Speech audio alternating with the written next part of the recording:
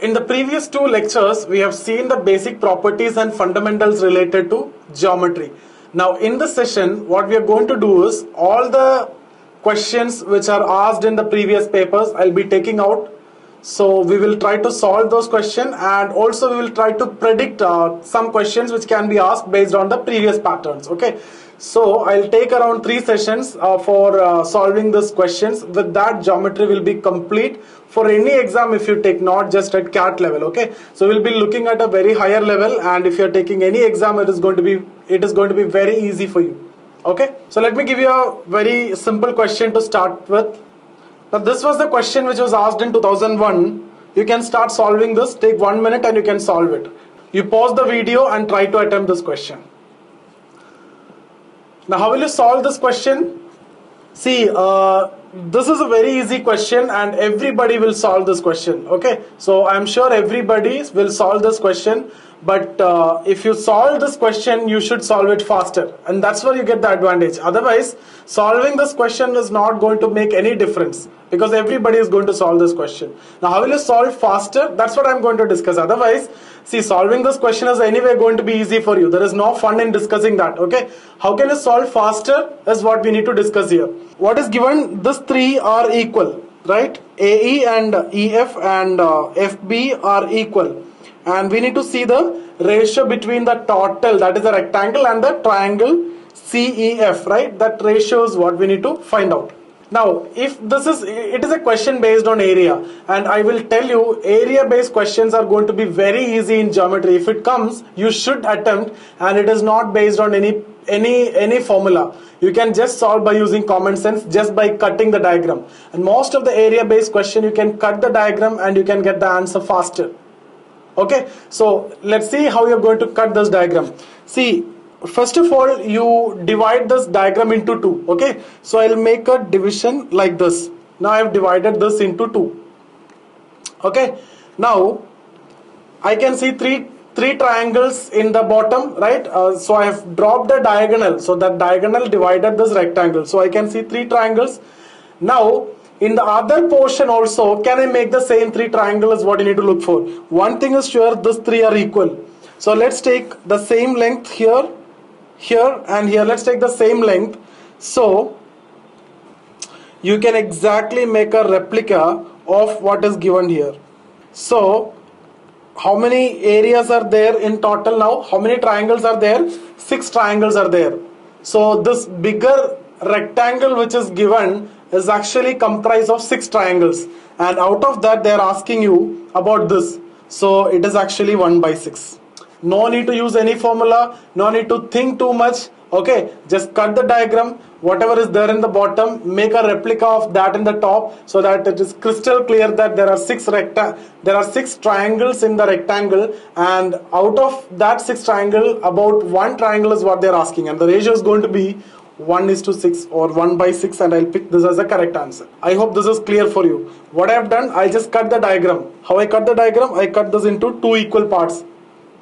Okay, by using the diagonal. So the diagonal divide the rectangle equally into 2 triangles, and in the bottom, in the triangle, I got 3 small triangles. In the same way, I can make a replica in the top. So effectively, that rectangle comprised of 6 triangles, and out of that, about 1 is what asked. So once you came to know that 6 equal triangles are there, this is going to be very easy, right?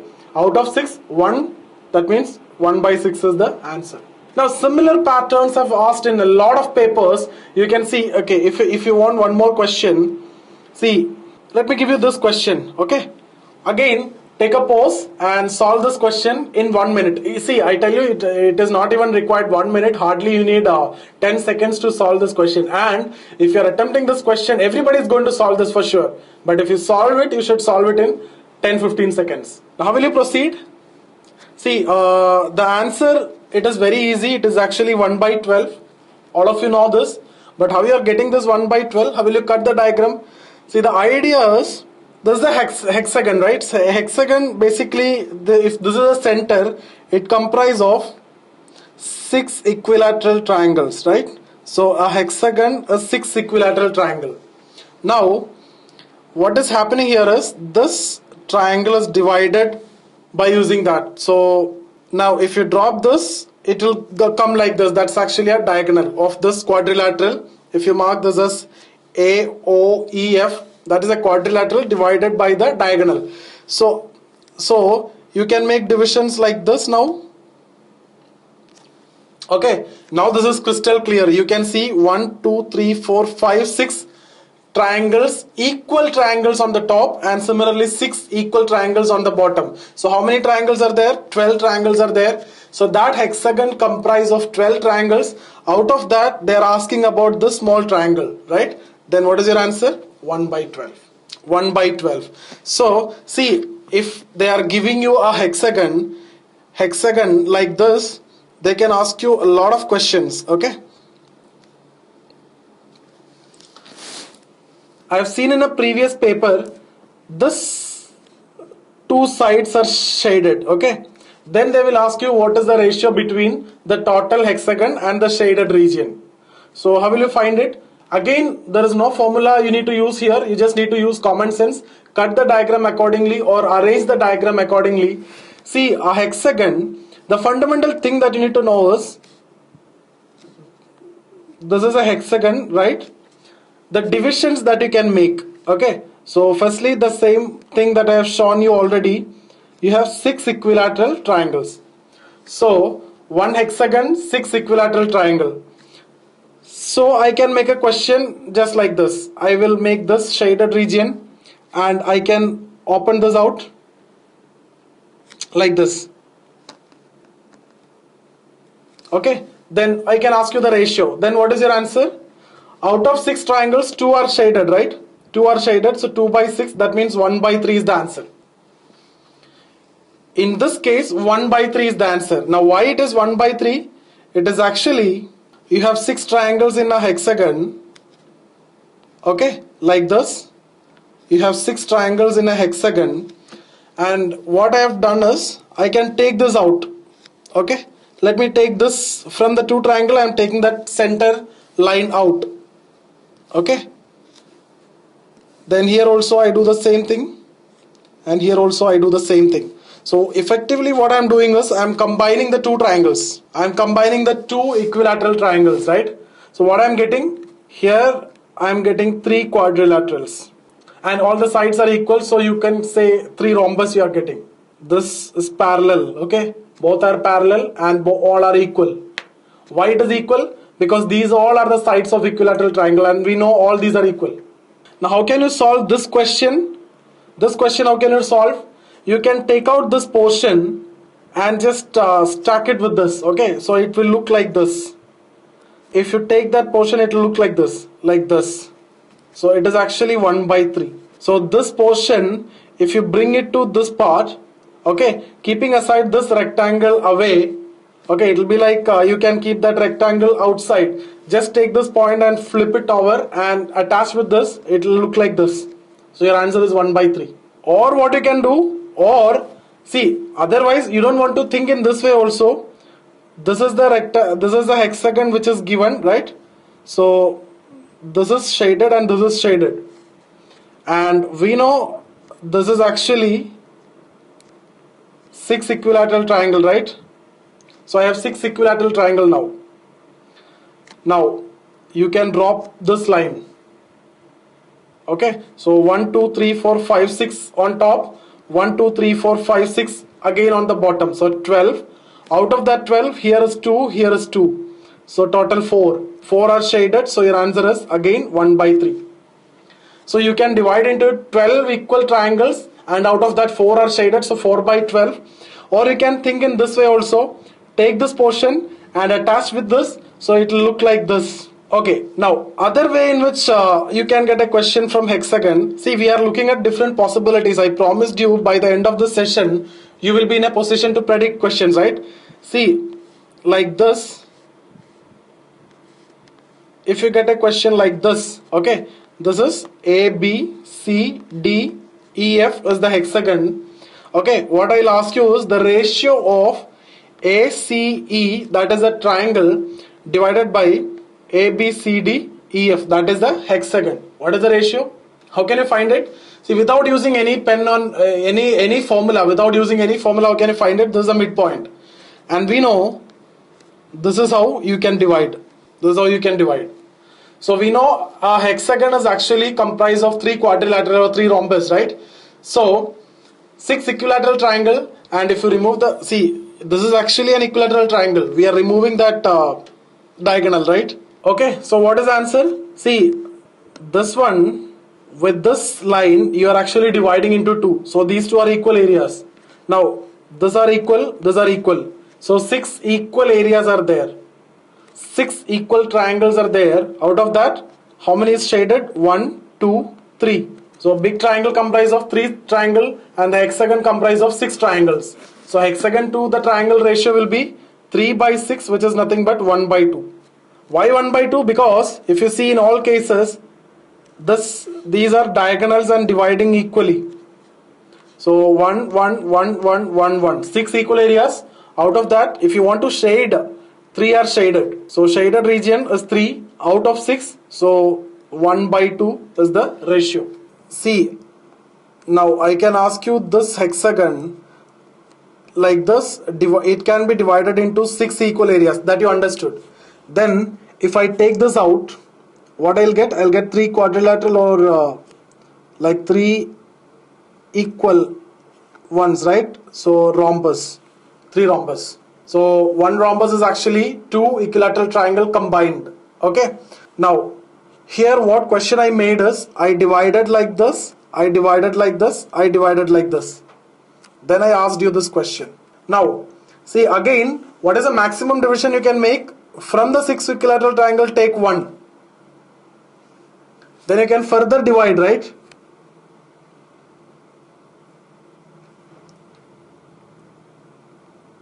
You can further divide a triangle like this. All these are again equilateral triangle. 1, 2, 3, 4, 5, 6, 7, 8, 9. So for every equilateral triangle you can further divide into 9 triangle. So 6 equilateral triangles are there. So 9 into 6, 54. Further divisions you can make, but you won't get questions at this level. But this is a maximum you can expect, right? Now if I give you one more question, let's take a question like this. Okay, let me take this as P, Q, R, S. Okay, now the midpoint of PQ is A and midpoint of QR is B. I'm joining these two midpoints, okay, and extending it to C and making a triangle. Then I will shade this triangle, and then what I'll ask you is, I'll ask you ABS divided by PQRS. So effectively what I'm asking is the ratio between the triangle to the rectangle or the square. What is your answer? So assume that this total area is 100. Okay. Now that's not required because we are not expecting in terms of percentage or anything. Whatever it is, if it is 1, we will consider in that way. If it is 100, we will take it in that way. Okay. Or the area might be given. Let's see what is the fraction or what is the ratio here. So then they will, if they give you one side is 16, we know the total area is 256. Then if we know what percentage of 256 is this triangle, we can find the area of the triangle, right? So let's find it out. So let's assume that the total is 100. Let's assume that for time being total area, that means the square is 100. Okay. Now let's see how much is the triangle. So what you can do is, see, the simple idea is, if you can get the area of this 3 outer regions, 3 outer triangles, and the total we assume that it is 100. So if you subtract the outer areas, you can get the area of the inner triangle, right? So let's find the outer areas. Now the square total area is 100 means if you take half of it, it will be 50, right? So if I consider the bottom portion, that is BRQS, if you want you can mark it as B dash. So B dash BRS, that is a bottom rectangle, that is 50. But if you observe here, by using this diagonal, that 50 is divided into 2, right? So this is going to be 25. So I got one outer area, 25. Similarly, I can find the other two also. Basically what I need to do is, let me drop another line here. Let me make a division like this. I have made a division. So let me mark it as A dash. So A dash SP, this left side rectangle, if you take, that is half of the square, that is also 50. And by using this diagonal AS, that rectangle is divided equally, so this is also going to be 25. So if the total is 100, this has to be 25. Now what is left out? The small triangle AQB is left out, right? So how will I find the area of that outer area? For that, I don't want to take the complete square. I don't even want the half of the square. I can take this quarter alone. What is the quarter of the square? So if total is 100, that will be 25. Then by using this diagonal AB, it is divided equally. So what is the outer area? This will be 12.5. So we got the outer areas, right? One is 25, the other is 25, and one is 12.5. So what is the total outer area? 62.5 is the total outer area. So what is the area of the triangle? That is going to be 100 minus 62.5. That is 37.5. If it is 100, 37.5 is the area. If it is something else, 37.5% is the area. Because effectively you are writing 37.5 by 100 is the ratio, right? So this is nothing but percentage. See, this is a fraction, and if the denominator of the fraction is 100, that is percentage. So percentage is a special case of fraction where the denominator is 100. So here it is 100. So we have taken it as 100 to make it as 100 to make it as percentage. So if they are saying one side is 16 when a total area is 256, what is the area of the triangle? Without knowing any sides, I can find just by taking 37.5% of the 256. Otherwise, you know what the students will do? The moment you see this kind of question, right? See, you will see this kind of question. This is 16. One side is given. So what you will generally do is, so this side is 16, and the moment I tell you these are midpoints, I mark it as 8, I mark it as 8, I mark it as 8, I mark it as 8, and this is 16. So if you look this 8 and 16, okay? So by using the Pythagoras formula, you will get this side. Then here also you apply the same, you get this side. Then you use this side. And then you will use the formula to find the area, root of s into s minus a into s minus b into s minus c. But that's not worth. So this is how you need to solve. Okay. Now if you need to see one more question, I give you one more question. Solve this question. Take a minute and solve this question. Okay. So this was asked in 2002. This is a very simple question that you can get, right? See, how will you solve it? Just drop a line like this.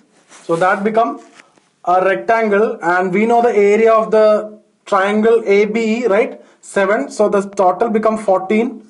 So this become 14. And we know EC is 3 times BE. So this is 3 times BE. So 3 similar rectangles will be there. And we know this is 14, this is 14, and this is 14. So what is the total? 14 into 4, 56. The easiest you can get. Another typical question which I have seen in a previous paper when I was preparing for CAT, it was like this. A rectangle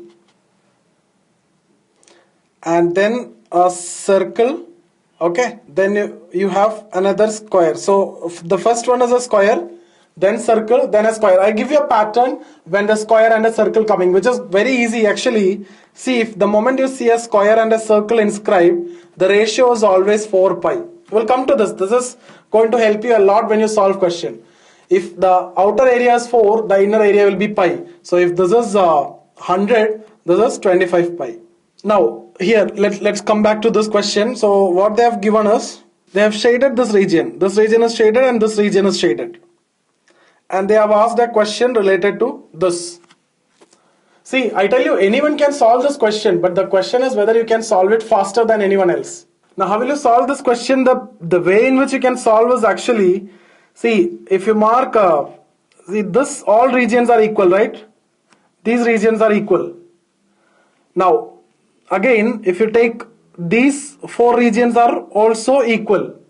So how will you find this blue, this region? You can find this region by doing area of square minus area of circle. Okay, square minus circle divided by 4. You get this portion. Now how will you get this portion?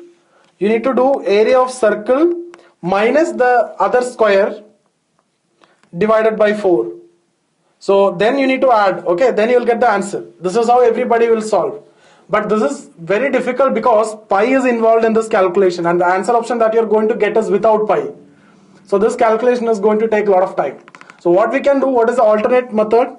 Just visualize and then you can solve this question faster. So just think of this. How can I solve this? See, let's keep the same length and everything, and just try to make some changes. Okay, so the circle is there. Now the inner square, rather than drawing in the way it is given in the question, let me draw it like this.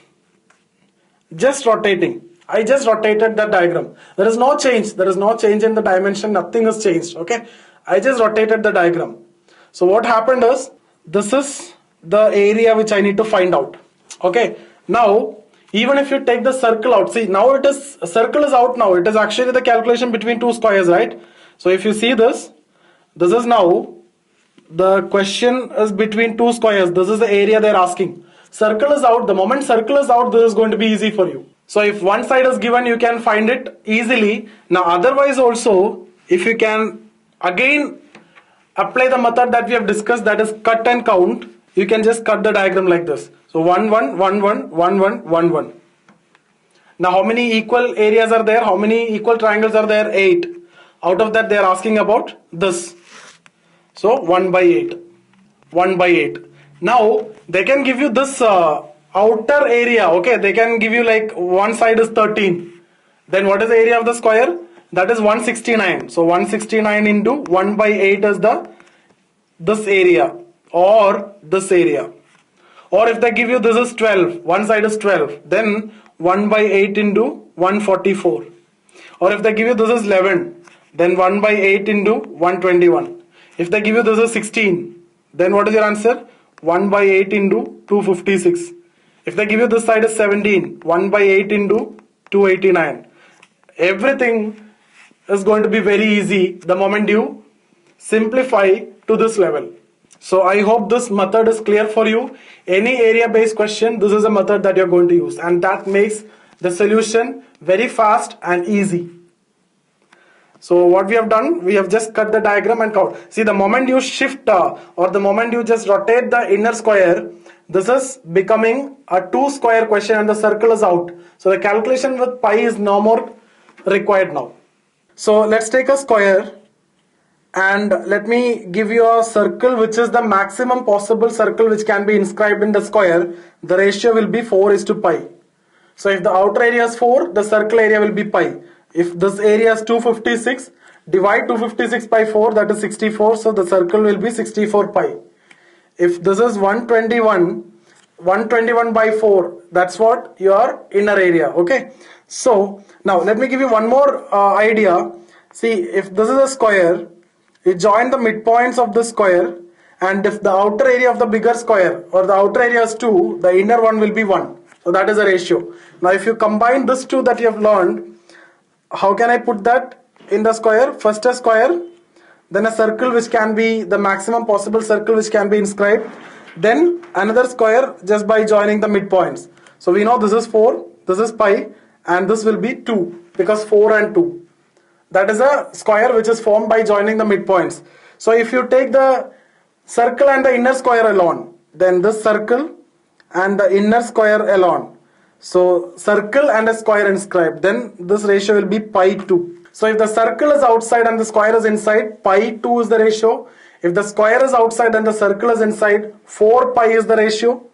Now I can make a complex question like this.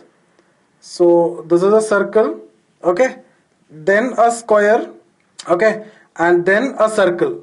Now what is the ratio? This will be 4, this will be pi, this will be 2, this will be pi by 2. Because even if the 2 outside, that is the bigger square and the bigger circle is out, what is getting? 2 and pi by 2, which is equal to 4:pi itself. The ratio should be same.